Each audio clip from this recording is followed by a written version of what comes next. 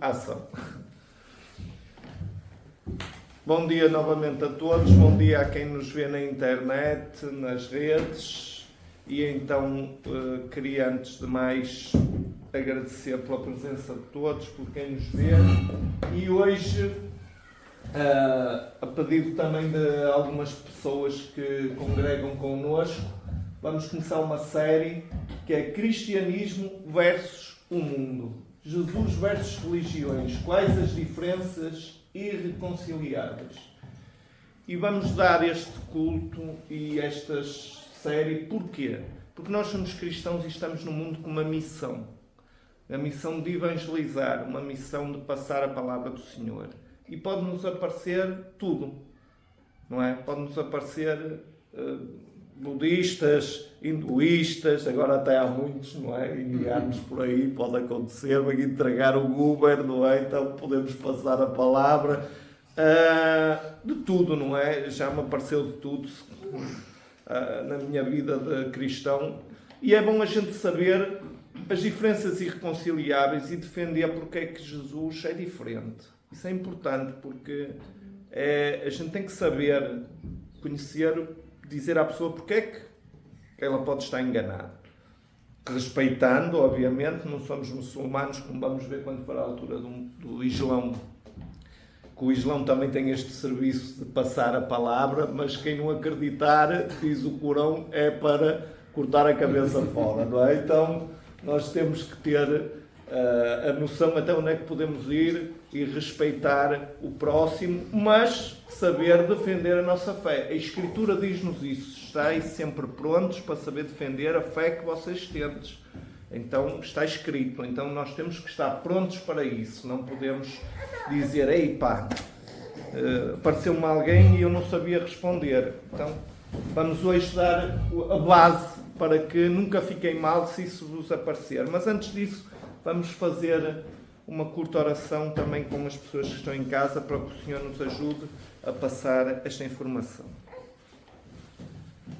Senhor nosso Deus, nosso Pai, em nome do nosso Senhor Jesus Cristo, mais uma vez te agradeço estarmos aqui e peço, Senhor, que me ajudes a passar a informação que é relevante e que ajudes todos que ouvem a poderem entender, compreender e prepará-los para se algum dia forem confrontados para saberem defender a sua fé.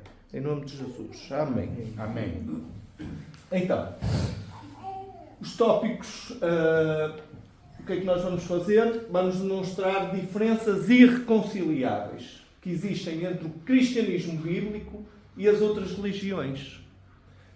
E são aquelas que não são possíveis de compatibilizar. Porque o mundo hoje nós vemos o Papa, os movimentos ecuménicos, o que interessa é o amor. Não, o que interessa é o amor com a verdade também. Então, há diferenças que não são conciliáveis, não é possível compatibilizar. E quando eu falo de cristianismo bíblico, falo do cristianismo realmente da Escritura. Não estamos aqui a falar de nenhum tema, porque dentro do cristianismo há muitas correntes, mas a gente vai falar na base bíblica. E vamos tentar mostrar o quê? Que a Bíblia é um livro sobrenatural de exopolítica universal e não apenas um livro de religião inventado por homens. A Bíblia não é um livro religioso. Quem estuda a Bíblia em profundidade, o próprio Jesus diz que ele vem pregar o Evangelho do Reino. Isto é um livro político. A Bíblia é um livro que demonstra o reino dos céus e como ele é regido. E ao mesmo tempo expõe o reino das trevas que, infelizmente, este mundo também está mergulhado. Ou seja, Deus propõe um caminho político para a saída deste caminho político, que é o caminho que nós vemos, que é os poderosos a mandar e os outros oprimidos.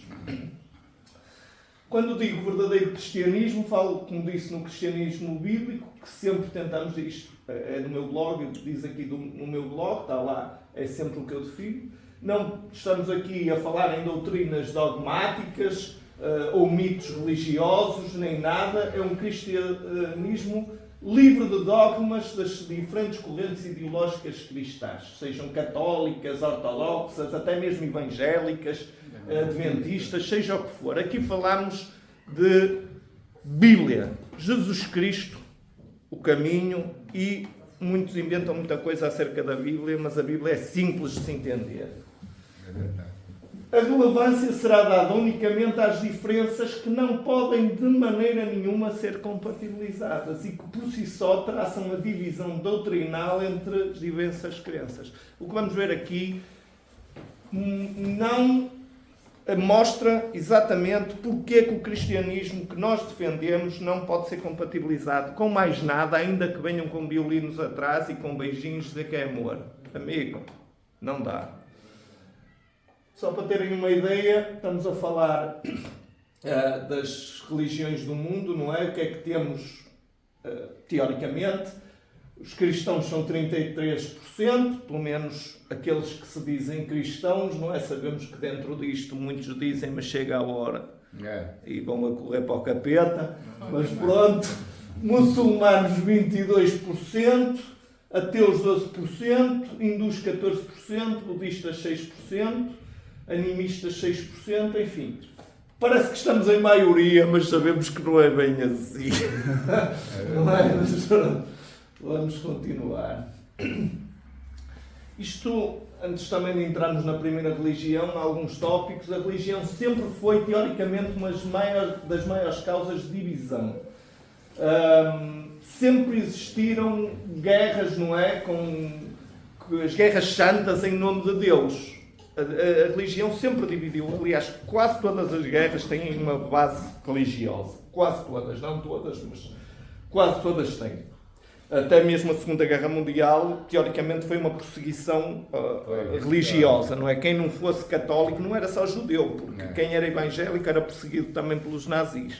Então, aliás, nos países do leste foi empreendido conversões massivas ao catolicismo dos ortodoxos. Quem não se convertia também ia para os campos de concentração. Então, sempre há uma base religiosa por trás das guerras. E sangrentas, não é? E isso é triste, porque ainda por cima, uma das coisas que se faz muitas vezes é eu vou em nome de Deus, não é? Mas, por exemplo, o nosso Deus diz, dai outra face. O nosso Deus, jamais alguém pode dizer, eu vou empreender uma guerra santa por Jesus Cristo. Ninguém pode dizer isso, porque Jesus Cristo diz que mais vale morrer do que empreender, pegar na espada. Então, o nosso Deus não pode ser utilizado para argumentos que, por exemplo, os ateus usam contra nós, tipo, em nome de Deus fazem guerras. Não. O nosso Deus nunca mandou nós fazermos nenhuma guerra. O Deus dos muçulmanos manda. O Alá. O Alá manda. O nosso não. Mas isso vamos ver quando for o Islão. Com o aproximar da nova religião ecuménica da nova era, isto está a ser introduzido até nos evangélicos. Já começa a haver movimentos de ecuménicos. Ecuménicos é de ligar todas as correntes cristãs numa só. E não só cristãs. Em que os obreiros da nova ordem mundial tentarão enganar o mundo, fazendo crer que todas as religiões foram interpretadas equivocadamente e que a verdadeira religião será uma mistura de todas elas.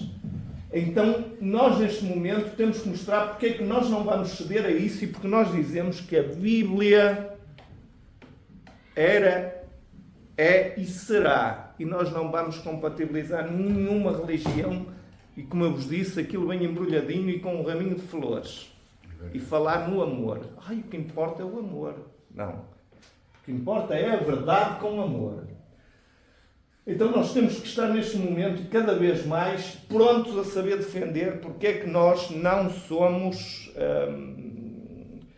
nós não compatibilizamos nada e mais vale estar dividido pela verdade que unidos na mentira. Portanto, nós estamos, essa é a nossa... Somos fanáticos, sim. Somos fanáticos do Senhor Jesus. Se eu sou fã do Senhor Jesus, chamem-me fanático, não faz mal. Não procurarei ser exaustivo na abordagem às religiões, simples e direto, que é assim que temos que ser. Porque, não vamos ter horas, se a gente vai discutir com alguém os pormenores da religião, tinha que tirar férias para passar 15 dias só a discutir isso, não é? Então, numa conversa de 5 minutos que a gente pode se ater na rua, A gente tem que estar pronto, por isso vamos às coisas que são logo mais importantes e que inviabilizam qualquer acordo teológico. No final desta série, o leitor, neste caso o ouvinte, poderá pensar e escolher por si mesmo onde faz sentido estar a verdade, de acordo com o seu coração, alma e entendimento. Dessa forma poderá responder à legítima pergunta que todos nós vamos fazer. É Jesus o único caminho para Deus? Porquê? Ou há outro? Eles querem que haja muitos, não é? Vamos então começar com a primeira religião. Cada culto faremos uma religião. Hoje vamos abordar o judaísmo. O judaísmo, aqui uma fotografia do judaísmo ortodoxo. Existem várias correntes dentro do judaísmo, também como existe na igreja cristã, mas vamos ver então a base. O judaísmo, juntamente com o islamismo e o cristianismo, é uma das 3 religiões abraâmicas, ou seja, religiões monoteístas, aceitam um único Deus. Aqui é um ponto comum, cuja origem comum é reconhecida em Abraão, ou alguma tradição espiritual identificada com ele. Porquê? O cristianismo começou com uma corrente do judaísmo no século I depois de Cristo, não é?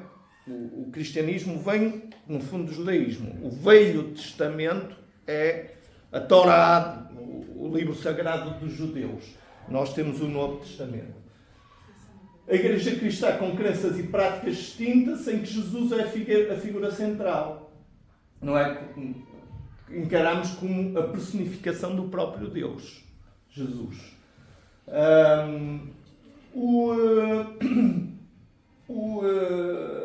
O islamismo, não é? Que temos, aceitam também a tradição, como eu estava a dizer, vem do Abraão, mas por intermédio de outra linhagem, que ele teve 2 filhos, não é? Um era o Ismael, e daí, depois, já dessas linhagens, veremos mais à frente também. Até à vinda de Jesus, as Escrituras Sagradas para os judeus, a Torá, eram as mesmas para Jesus e seus seguidores. Convém que se saiba isto. Jesus era um mestre da Torá, não é? E ele era a própria Torá. Então, o que eles acreditam hoje, Jesus sabia de trás para a frente e de frente para trás. E ele era o mestre. Como vimos na mulher adúltera, que vimos aqui, ele sabia as Escrituras todas de cor. Hoje, como eu vos disse, é considerado o que eles acreditam o Velho Testamento. Mas também nós acreditamos e também dizemos é a Escritura que é inspirada por Deus. Só que eles param ali e a gente tem o Novo Testamento com Jesus. Então existem alguns pontos de contacto e crença entre as duas religiões. Mas existe uma diferença que atira por terra toda e qualquer tentativa de compatibilizar as duas. Qual é? Jesus é o Messias. Essa aí é a base. Aqui não há muito por onde correr.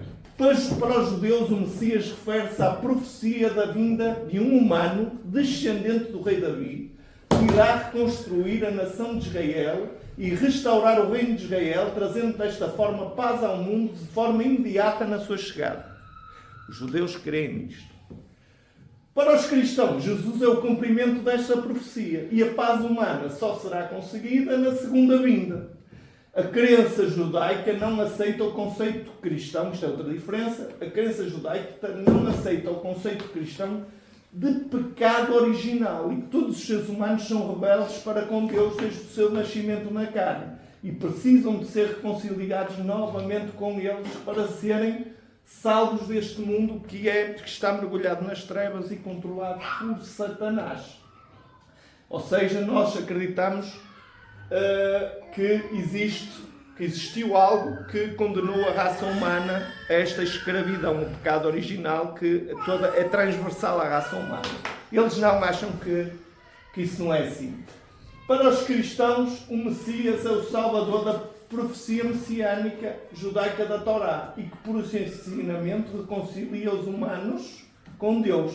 Para isso, e baseando-se nas Escrituras, o cristão defende que ele teria que vir 2 vezes a este mundo. Uma para ensinar e pagar pelo nosso pecado, não é? e na segunda vinda viria para julgar e separar os bons dos maus e aí sim restaurar a paz. Ou seja, ele vem para, no fundo, sofrer e pagar o nosso pecado e ensinar, não é, o que fazer. E na segunda ele veio como um cordeiro, costuma-se dizer, na segunda virá como um leão. Na primeira ele veio para passar o que passou, mas na segunda ele vem para julgar o mundo.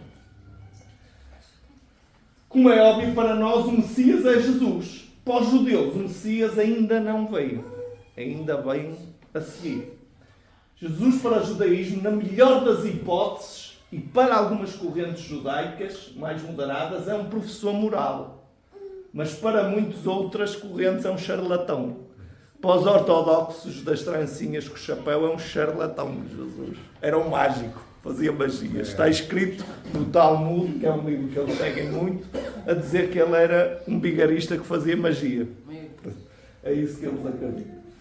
Desta forma rejeitam que Jesus é o Filho unigênito de Deus, ou seja, o próprio Deus encarnado, que por seu sacrifício salva a humanidade que nele acredita e pratica os seus mandamentos. Assim, por consequência da sua não crença, estes mandamentos são rejeitados pelos judeus. Sendo assim, amigos, a maior diferença entre nós e os judeus resume-se nisto. Não existe acordo possível entre judeus e cristãos, a não ser que algum deles se converta a outra crença.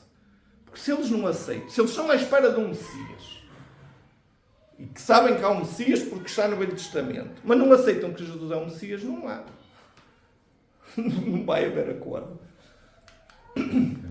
E depois, o que é que nós temos que saber para defender porque é que nós aceitamos Jesus e porque é que eles também deviam aceitar? Acusações e passagens bíblicas a utilizar. Para nós, para quem estuda a Escritura, nós sabemos que Jesus não aparece só no Novo Testamento, ele aparece desde o Gênesis. Jesus já está profetizado desde do primeiro capítulo da Bíblia. Aonde? Logo nos primeiros capítulos de Gênesis, após a queda do homem, encontramos a promessa sobre aquele que esmagaria a cabeça da serpente e um sacrifício de um animal para fazer as vestes de Adão e Eva. A primeira coisa, depois de Adão e Eva pecarem, o que é que eles dizem e têm vergonha? Está nus. E o que é que está escrito no Gênesis? Deus lhes arranja roupas com a pele de um animal. Ou seja, alguém teve que ser sacrificado para tapar o Adão e Eva. Primeira coisa que aparece a apontar para o sacrifício de um inocente para pôr o Adão e Eva aceitáveis para falar com Deus e não irem nus falar com o seu Criador. Portanto, logo ali temos um vislumbre do sacrifício do Cordeiro. Depois, Abraão recebeu a ordem para sacrificar o seu filho Isaque no Monte Moriá. E o que é que acontece? Deus proveu um cordeiro para substituir o menino. E claro, aquele cordeiro era o quê? Um símbolo de Cristo. No sacrifício do Isaque, o que é que acontece? Aparece um cordeiro. Mais uma vez temos a substituição de um cordeiro por um filho querido. Ou seja, nós temos a segunda passagem clara e conhecida que podemos dizer aos judeus. Judeus, olhem o sacrifício do cordeiro no Gênesis. Judeus, olhem o sacrifício do Isaque substituído pelo cordeiro. Moisés recebeu instruções da parte de Deus para a celebração da Páscoa. Sangue do cordeiro nos umbrais. E sob a luz do Novo Testamento entendemos que a Páscoa apontava para o propósito de Cristo, que é o nosso cordeiro pascal. O que é que aconteceu? Lembram-se? O que é que Deus diz na 10ª praga do Egito? O anjo da morte vai passar e vai matar todos os primogénitos do Egito.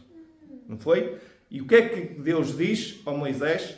Mata um cordeiro e com o sangue dele pinta os umbrais das portas. Quem tiver o sangue nas portas, o anjo da morte vai passar e não vai entrar nessa casa. Mais uma vez, o sacrifício do cordeiro, o sangue do cordeiro nas portas.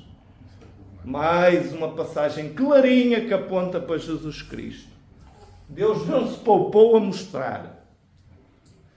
Outra passagem muito interessante que poucos entendem, que há uma guerra em 2 Reis 3 que é exposta entre os moabitas e os judeus.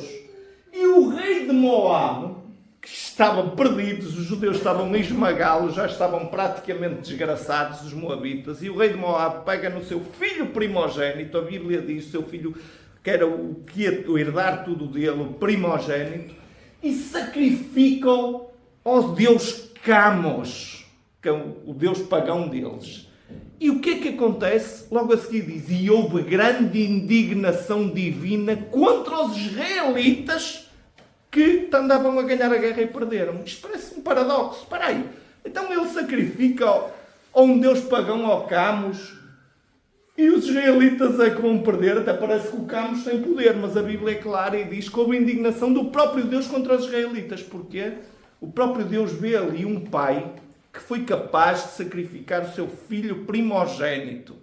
E os judeus que estavam sempre a ser infiéis a Deus, Deus viu aquilo, ficou revoltado com o próprio povo que tinha, um povo infiel, e viu um pai a sofrer, a sacrificar o primogênito pelo seu próprio povo, na sua ignorância é um Deus errado, mas que, pelo que ele fez, Deus ainda deu a vitória a esse povo contra os israelitas naquele dia, porque viu o sacrifício de um primogênito.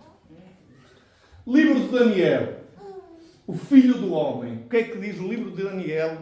Aponta claramente para o Filho do Homem que vem, alguém que encarna e que vem uma vez a este mundo para se apresentar como o Messias. E a passagem mais clara e profética de todas, Isaías 53, que diz que o Messias vai sofrer tudo e mais alguma coisa. É falado que ele vai ser moído, espezinhado, cuspido, tudo. Isaías 53 está lá. Ou seja, bastam nestas, há mais os próprios salmos, o salmo que aponta até para a própria, furaram mãos e pés, repartiram entre si as minhas vestes. Enfim, os salmos falam imenso do Senhor Jesus. Isto são passagens suficientes para dizer, meus senhores, aos judeus, se vocês não veem Jesus Cristo aqui, nada não vão ver de maneira nenhuma. Vocês são ceguinhos da pior espécie e não nos venham convencer, como se ainda bem, porque nós vimos Jesus aqui. Desde o princípio, Jesus está na Bíblia. E depois, isto falando em questões mais de pormenor, no próprio hebraico, a genealogia que é dada de Adão, passando por Sete até uma certa geração que agora não me lembro, nem pus aqui porque me sei mais profundo, mas no próprio hebraico temos uma mensagem subliminar na Bíblia, pelo que os nomes significam, que Deus enviará o seu Filho primogênito para pagar os pecados do homem. Quem quiser estudar isso ou quiser informação, depois pode-me pedir. Acusação de idolatria. Os judeus muitas vezes acusam-nos, vocês são idólatras de Jesus, só temos um Deus. Vocês têm dois. Há o Deus Pai e o Deus Filho. Idólatras. Já me acusaram disso. Disseram-me idólatra, por eu acreditar em Jesus. Mas não é bem assim. Porque nós vemos Jesus como o próprio Deus. E Isaías também profetizou que o Messias, o Emanuel, nasceria de uma virgem. E disse o que em Isaías 7:4 e 9:6, maravilhoso, conselheiro, Deus forte, Pai da eternidade, príncipe da paz. O Emanuel, que significa Deus conosco, é Deus forte. Ou seja, o Senhor Jesus é o próprio Deus. Já vimos isso no outro culto. Ponto final, não há idolatrias. O nosso Deus é o Deus único e a sua personificação é Jesus Cristo. É o mesmo, mas na carne. Também o profeta Daniel, como vimos aqui, viu como um filho do homem, a quem Jesus dizia sempre, o filho do homem, ele auto-intitulava-se o filho do homem, o qual recebeu todo o domínio e poder para reinar para sempre. Daniel 7:3. Como eu disse aqui, Filho do Homem, é sempre a autodesignação de Jesus no Novo Testamento. E temos também o Salmo 110, que aqui é quando eles dizem que a idolatria também é importante saber isto. Diz o Senhor ao meu Senhor: assenta-te à minha direita até que ponhas os teus inimigos por escabelo dos teus pés. O salmo que eles reconhecem mostra o Deus Pai e o Deus Filho. Disse o Senhor ao meu Senhor.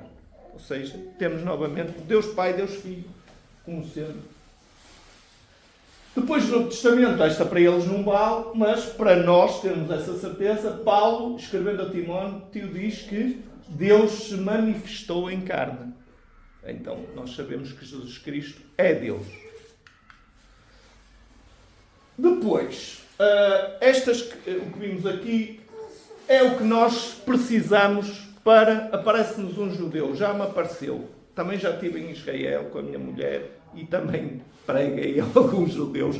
Um que me estava a ouvir pregar a pessoas que tinham ido connosco na viagem, e ao lado estava uma mesa de judeus, não ortodoxos, mas só usavam lá aquele chapéuzinho, mas não eram daqueles ortodoxos, e isto é real, ouviu-me a pregar e chamou-me e pediu-me para eu lhe falar do que eu estava a dizer. Ou seja, nós temos que saber o que está aqui. Esta página, qualquer cristão tem que saber. Nós temos que saber defender perante um judeu porque é que nós acreditamos que Jesus é o Messias e Jesus é Deus. Porquê? Porque eles não reconhecem Jesus como Messias e dizem que nós somos idólatras porque temos dois deuses, o Deus Pai e o Deus Filho. Mas a própria Escritura mostra que Jesus é o Deus Pai encarnado na carne. Eles querem limitar quem Deus é, mas Deus não tem limitações. Deus é ilimitado, pode ser homem, pode ser vento, pode ser o que Ele quiser. Então, isto é importante também porquê? Porque no futuro, como temos visto, e temos visto em todo o lugar, existe este movimento de querer unir as religiões, o ecumenismo. E como é que se vai enquadrar o judaísmo? Como é que Satanás vai querer fazer que todas as religiões aceitem o anticristo como o Messias, como o Deus? Como é óbvio, o futuro anticristo será apresentado ao mundo como o Messias judeu há tanto esperado. Ou seja, eles estão à espera do Messias ainda. Então o anticristo vai se apresentar como esse, como o judeu. De forma a que os judeus o aceitam, mas não sem que antes sobrevenha um grande conflito na região de Israel, de forma a que ele possa surgir como o Salvador judeu. E nós já vimos pelo Sudário de Turim, aquilo que disseram que Jesus teve filhos com Maria Madalena. Ou seja, toda essa jogada é para apresentar um futuro Messias da linhagem de Davi. Porque eles sabem que ele tem que vir. Não nos esqueçamos que para o judaísmo o Messias teria que ser um judeu descendente do rei David, tal como era Jesus, que nunca foi negado por eles. Eles sabiam que era. Porquê? Porque no templo de Israel estavam guardadas todas as genealogias das famílias judaicas. Eles guardavam porque queriam depois confirmar quem fosse o Messias que vinha daquelas linhagens.